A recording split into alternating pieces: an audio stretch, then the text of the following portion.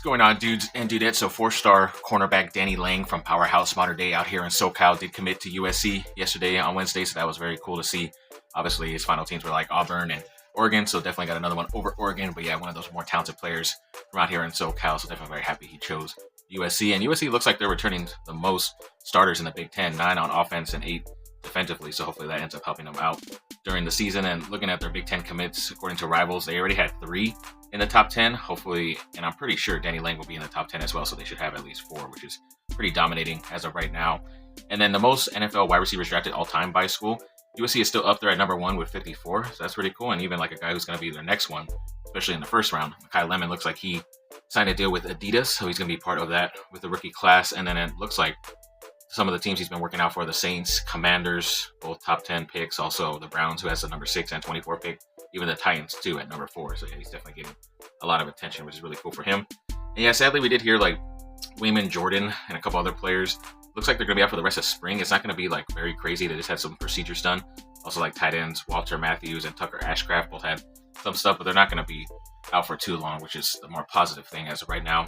Looks like they're going really hard on the 4-star running back Javon Vitale, and he's already had his second visit to USC. There's also a 4-star running back in Nigel Newkirk, who released his top 6 schools, and USC was a part of it. They left a big impression on the 4-star defensive lineman Malik Lee on his recent visit. And it looks like he locked in an official visit June 12th through the 14th. They picked up a expert prediction for the 3-star linebacker Josiah Poyer from St. John Bosco, another big-time powerhouse school here in SoCal. Looks like he might be a 4-star in the end too. There was a running back in Mekhi Buchanan. He set up an unofficial visit pretty recently on the 24th to USC this last week. I think he's like a way later class, like a 28 or 29. So yeah, we'll see him way down in the future.